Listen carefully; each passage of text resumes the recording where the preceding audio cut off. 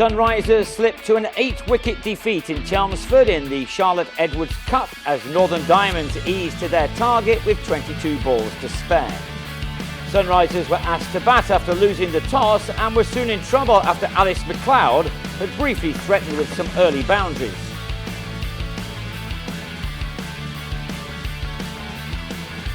Jenny Gunn came on to bowl the third over and delivered a double wicket maiden.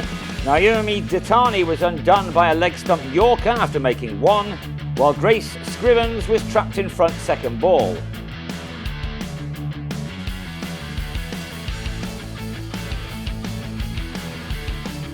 Sunrisers slipped to 15 for 3 when McLeod was caught at the second attempt by the bowler Phoebe Graham after making 13. And he was 26 for 4 at the end of the 6 overs of power play when Maddie Villiers followed in the same manner. With those losses, batting became a real struggle for the hosts, a side which had started this tournament with a convincing win. This a rare boundary for Amanda Carr.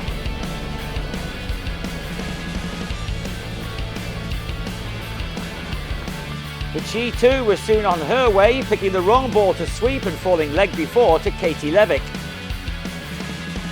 Halfway through their overs, Sunrisers had posted a total of only 43 for 5.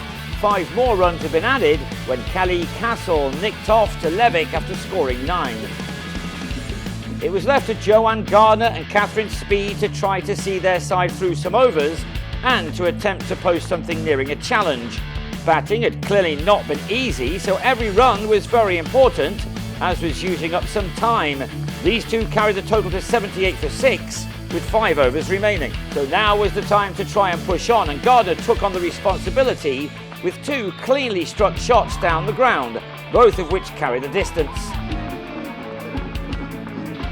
She was dismissed in the last over, this time not quite middling her shot off Gunn, but her 42 runs had occupied only 30 balls, of which 3 had been hit to the boundary and 2 over it.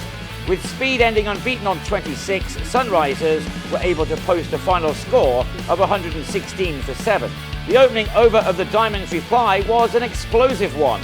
Holly Armitage hitting a 6 and 2 fours off the first 5 balls.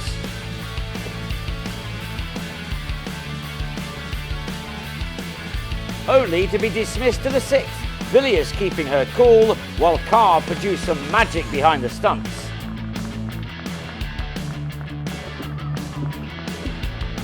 And it was game on when in the 4th over, Amy Campbell pulled Scrivens to Ditani. The visitors left on 38 for 2 after 4 overs. And with that run rate, Sunrisers were going to need more wickets, and soon. But instead, they found the pairing of Sarah Taylor and Leah Dobson a tough nut to crack.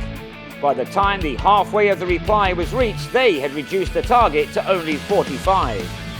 The game was slipping away, with Dobson matching her much more experienced partners shot for shot. Each boundary sounding the death knell for Sunrisers. Diamonds were left to find only 10 runs from 5 overs after Dobson struck Ditani for a maximum. The match concluding in the 17th over, Dobson with this boundary, which took her own tally to 44, made off 52 balls, while Taylor scored 43 from 35. Diamonds ended on 117 for 2, the target reached with 22 deliveries to spare. Sunrisers have a week to regroup before they travel to Manchester to take on Thunder next Friday.